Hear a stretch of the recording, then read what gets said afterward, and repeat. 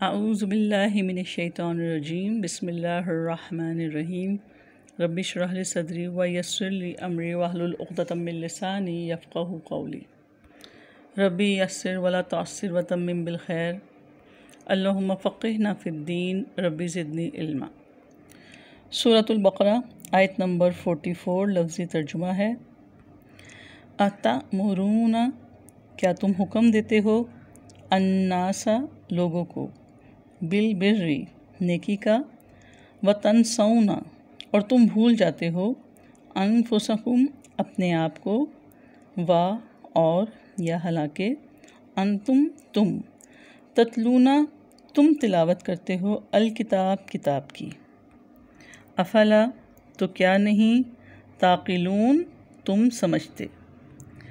बा मुहावरा तर्जुमा है, क्या तुम लोगों को नेकी का हुक्म देते हो और अपने आप को भूल जाते हो, हालांकि तुम किताब की तिलावत करते हो, तो क्या तुम नहीं समझते। इस आयत के असल मुखातिब उलमाए यहूद हैं, जो लोगों को तक़वा और पारसाई की तालीम देते थे, लेकिन उनका अपना किरदार इसके बिल्कुल बरअक्स था और दूसरों को नेकी का हुक्म देना और ख़ुद उस पर अमल ना करना अल्लाह ताला के नज़दीक नापसंदीदा रवैया है। देखिए, जब भी दीन एक पेशा बन जाता है तो दीन को लेकर चलने वाले ज़बान से जो कुछ कहते हैं वो उनके अमल में नहीं होता। वो ख़ुद तो अल्लाह ताला से नहीं डरते, लेकिन दूसरों को इसकी दावत देते हैं। तो अल्लाह ताला की किताब पढ़ते हुए ये दोगला रवैया इख्तियार करना इंतहाई मकरूह काम है, जबकि अल्लाह ताला ये चाहते हैं कि कौल व फ़ेल में तज़ाद ना हो और हदायत और अमल का आगाज़ अपनी ज़ात से हो।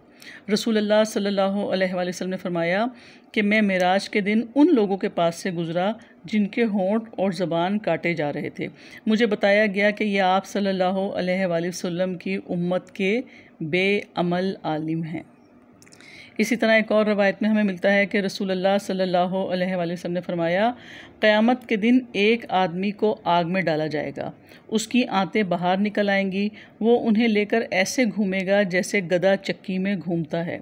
उसके गिर्द जहन्नुमी जमा हो जाएंगे और कहेंगे कि ए फ़लाँ, तुझे क्या हुआ, क्या तू नेकी का हुक्म नहीं देता था और बुराई से नहीं रोकता था। वो कहेगा, हाँ यकीनन, लेकिन मैं लोगों को तो नेकी का हुक्म देता था और ख़ुद नहीं करता था। तो इन अहादीस से पता चला कि अमल से खाली लोग जो हैं उनका अंजाम क्या होगा, और इस बेअमली के रवैये का इंसान का अपनी ज़ात पे ये बुरा असर पड़ता है कि उसके अल्फाज खोखले हो जाते हैं। माशरे में ऐसे इंसान की बात का कोई असर नहीं रहता और लोग दाई के दोहरे रवैये को देखते हुए ख़ुद भी अमल करना छोड़ देते हैं और फिर आहिस्ता आहिस्ता दीन पर से लोगों का एतमाद ख़त्म हो जाता है। तो कल ये उलमाए यहूद का किरदार था, लेकिन आज हमारे उलमा का भी, जो उलमाए सू हैं, यही हाल हो चुका है कि उनके अपने कही हुई बातें, उनके वाज जो हैं वो उनके अपने किरदार से कोई मुनासबत नहीं रखते। तो ऐसे उलमा से अल्लाह ताला फरमा रहे हैं कि क्या तुम लोगों को नेकी का रास्ता अख्तियार करने के लिए कहते हो मगर ख़ुद अपने आप को भूल जाते हो। फिर फरमाया, वान तुम ततलूनल किताब, हालांकि तुम किताब की तिलावत करते हो, यानी तुम जो कुछ कर रहे हो वो इस हाल में कि तुम अल्लाह ताला की किताब भी पढ़ते हो, यानी तौरात पढ़ते हो, तुम साहिब तौरात हो। देखें, अल्लाह की किताब की तिलावत से तो इंसान का रवैया यकसर बदल जाना चाहिए और उसे एक ऐसा इंसान बनना चाहिए जो अल्लाह ताला की रज़ा और उसके हुक्म के आगे झुका हुआ हो। तो किताब की तिलावत करने वालों से तवक्का की जाती है कि वो किताब से सच्चाई सीखेंगे। इसीलिए कहा जा रहा है कि अफला ताक़िलून, तो क्या तुम अक़ल से काम नहीं लेते कि किताब को पढ़ते भी हो, उसके बावजूद ना कौल की सच्चाई सीखी ना अमल की। इस आयत को सामने रखते हुए हम सब को अपना जायज़ा लेना चाहिए कि क्या हम सब लोग किताब की तिलावत कर रहे हैं, और अगर कर रहे हैं तो क्या हमें समझ आ रहा है कि हम क्या पढ़ रहे हैं, और समझ आने के बाद क्या अपने नफ्सों की इस्लाह कर रहे हैं। क्योंकि अमर बिल मारूफ व नही अनिल मुनकर का काम तो सिर्फ वही करेगा जो ख़ुद भी उस पर अमल करेगा। सूरह सफ़ की आयत नंबर 2 में अल्लाह ताला फरमाते हैं, या अय्युहल्लज़ीना आमनू लिमा तक़ुलूना मा ला तफ़अलून, ऐ लोगो जो ईमान लाए हो, तुम वो बात क्यों कहते हो जो तुम करते नहीं हो। आयत 45 लफ्ज़ी तर्जुमा, वस्ताइनु, और तुम मदद मांगो, बिस सब्री, सब्र के ज़रिए, वस्सलाह, और नमाज के ज़रिए, वा, और, इन्नहा, बिलाशुबा वो, ला कबीरतुन, यकीनन बहुत बड़ी है, इल्ला मगर, अलल खाशीन, आजिज़ी करने वालों पर। बा मुहावरा तर्जुमा है, और सब्र और नमाज के ज़रिए से मदद मांगो, और बिलाशुबा वो नमाज यकीनन बहुत बड़ी है मगर आजिज़ी करने वालों पर। यहाँ पर सब्र का लफ्ज़ बहुत बामायनी है। देखिए उलमाए सू वजूद में कैसे आते हैं, जब वो सब्र और क़नात का दामन हाथ से छोड़ देते हैं और माल की मोहब्बत इनके दिल में घर कर लेती है और वो दुनिया के तलबगार बन जाते हैं। फिर वो दीन को बदनाम करने वाले हो जाते हैं। बज़ाहिर तो दीनी मरासिम के पाबंद नज़र आते हैं, लेकिन दरअसल उनके पर्दे में दुनियादारी का मामला होता है। तो जो कोई भी अल्लाह की किताब पढ़ता है उसके ये दो बड़े हथियार होते हैं, सब्र और नमाज। नमाज के ज़रिए से एक मोमिन का राब्ता जो है वो अल्लाह से जुड़ जाता है, जिसकी वजह से उसे अल्लाह ताला की तरफ से मदद और नुसरत हासिल होती है, और सब्र के ज़रिए से किरदार की पुख्तगी और दीन में इस्तकामत हासिल होती है। हदीस में आता है कि रसूलुल्लाह सल्लल्लाहु अलैहि वसल्लम को जब भी कोई शदीद मामला पेश आता तो आप फ़ौरन नमाज का एहतमाम करते।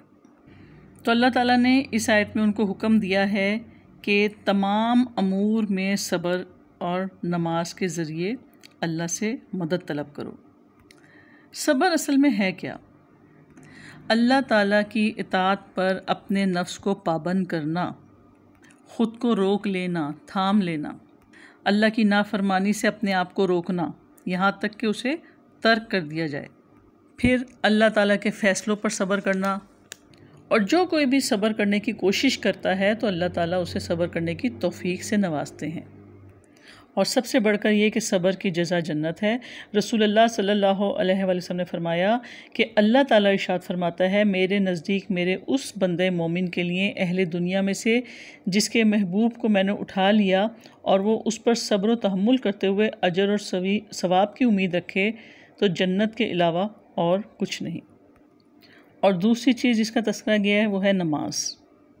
हक़ के रास्ते पर चलने के लिए इंसान को सब्र के साथ नमाज की ज़रूरत है। नमाज से भी मदद तलब की जाती है।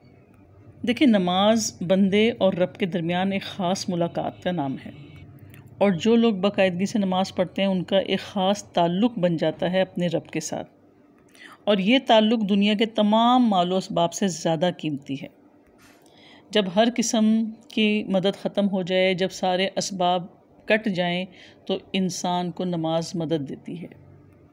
तो नमाज की पाबंदी सिर्फ़ उन लोगों के लिए मुश्किल होती है जो आखिरत के बारे में गलत फहमी में मुब्तला होते हैं, अल्लाह ताला की फर्मा बरदारी नहीं करते, और जो खुशू खुजू का ख्याल रखते हैं उनके लिए नमाज की पाबंदी बहुत आसान है। इसलिए आगे अल्लाह ताला ने फरमाया कि बिलाशुबा नमाज यकीनन बहुत बड़ी है मगर आजिज़ी करने वालों पर। खुशू से क्या मुराद है? दिल की हाज़िरी और अज़ा का सुकून खुशू कहलाता है। तो जिन लोगों के अंदर खशियत इलाही होती है, आजिज़ी होती है, उनके लिए नमाज पढ़ना, नमाज की पाबंदी करना बिल्कुल भी गिरा नहीं। जो ये समझते हैं कि मरने के बाद अल्लाह ताला के सामने हिसाब देना है, जो दुनिया ही में अल्लाह के सारे अहकामात के आगे सर झुका लेते हैं, उनके लिए नमाज भारी नहीं। तो नमाज की पाबंदी आम लोगों के लिए गिरा है, लेकिन खुशू खुजू करने वालों के लिए आसान, बल्कि राहत और इत्मीनान का बाइस। और ये कौन से लोग हैं, इसका तस्करा अगली आयत में है। आयत 46 लफ्ज़ी तर्जुमा है, अल्लज़ीना, जो लोग, याज़ुन्नूना, वो यकीन रखते हैं, अन्नहुम, यकीनन वो, मुलाक़ू, मुलाकात करने वाले हैं, रब्बिहिम, अपने रब से, व अन्नहुम, और यकीनन वो, इलैही, तरफ उसके, राजिऊन, लौटने वाले हैं। बा मुहावरा तर्जुमा है, जो यकीन रखते हैं कि बिलाशुबा वो अपने रब से मुलाकात करने वाले हैं और यकीनन वो उसी की तरफ लौटने वाले हैं। तो ईमान बिल आखिरत ही वो चीज़ है जो इंसान को अमल के मैदान में सीधा रखता है। तो जिस शख्स को इस बात का यकीन हो कि वो अपने रब से मुलाकात करेगा और अपने रब को तमाम अमाल का हिसाब किताब देगा, तो ऐसे शख्स जो है ये उसका यकीन उसकी इबादत को आसान कर देता है और आखिरत से बेफिक्री इंसान को बेअमल बल्कि बदअमल बना देती है। अल्लाह ताला की तरफ लौट जाने का एहसास पैदा करने के लिए बहुत ज़रूरी है कि हर कोई हम में से अपनी पैदाइश पे गौर व फिक्र करे कि मैं क्या हूँ, मुझे किस चीज़ से बनाया गया और मुझे क्यों बनाया गया। ज़िंदगी का ये सफ़र कहाँ से शुरू हुआ और कहाँ तक पहुँचा। पैदाइश से लेकर आज तक एक सफ़र था जो जारी रहा। इस सफ़र में किसने मुझे ताकत दी, किसने रास्ता बताया, किसने सफ़र के मराहिल बताए, कौन यहाँ तक लेकर आया। और मेरा सफ़र तो अभी भी जारी है। जो आज यहाँ तक ले आया उसने ही ये तरीका कार मुकर्रर कर रखा है कि जो दुनिया में आता है वो लौट कर भी जाता है। मुझसे पहले भी लोग दुनिया में आए रहे लेकिन मुस्तकिल नहीं रहे। अगर वो लौट गए तो मुझे भी लौट कर जाना है। तो जितना हम लोग कायनात पे गौर व फिक्र करेंगे, मुख्तलिफ़ अशिया के फ़ना होने से, मौसमों के बदलने से, दिन रात के आने जाने से, सूरज के निकलने और ग़ुरूब होने से इंसान को अपने लौट जाने का एहसास रहता है। कुरान हकीम की तिलावत से, उस पर गौर व फिक्र करने से, मौत को याद रखने से और कसरत से इन्ना लिल्लाहि व इन्ना इलैहि राजिऊन पढ़ने से अल्लाह ताला की तरफ लौट जाने का एहसास बढ़ता है। तो अल्लाह ताला से मदद सिर्फ वही तलब करते हैं सब्र और नमाज के साथ जो आखिरत का यकीन रखते हैं।